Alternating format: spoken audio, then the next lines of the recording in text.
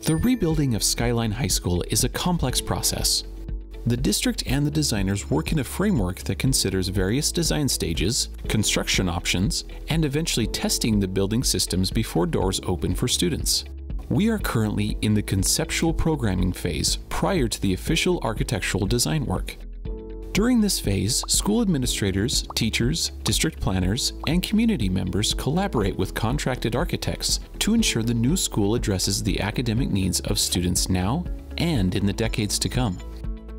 This involves taking the 5 guiding principles of 21st century education and crafting general ideas as to how they will look at the new school.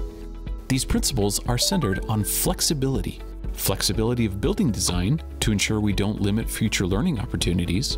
Flexibility of schedule to allow more collaboration spaces for teachers and students. In the not too distant future, flexibility in schedule will also allow for students to attend classes or go to labs in the early mornings or evenings. We strive to create opportunities and options to fit the sometimes hectic lives of our students.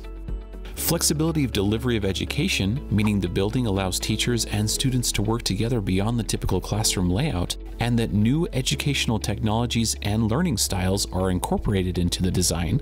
Flexibility of socialization so students and staff feel comfortable in the new building, and flexibility of community to ensure the building is optimal beyond academic purposes.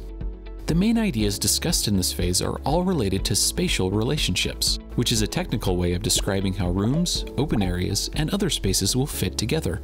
For example, if we imagine the main entry, the discussion is about how each piece will work together in harmony. Using the guiding design principles and imperatives, planners can map out learning spaces. In a 21st century school, it's essential for students and teachers to have lots of room for collaboration.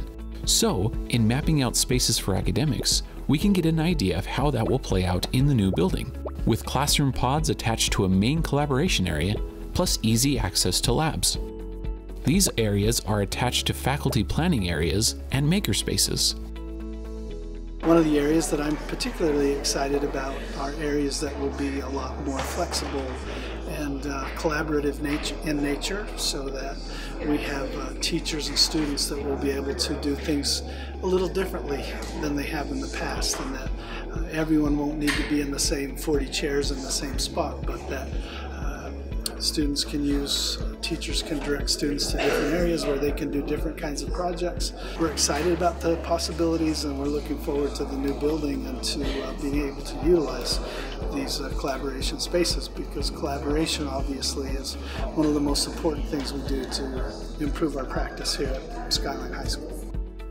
Finally, we have a general idea of where the buildings, playing fields, stadium, parking areas, and other structures will be located on the campus. These placements will evolve during the architectural design phase. Thank you for your continued support of Skyline High School. We are so pleased to work with you as we usher in this new era of our proud history.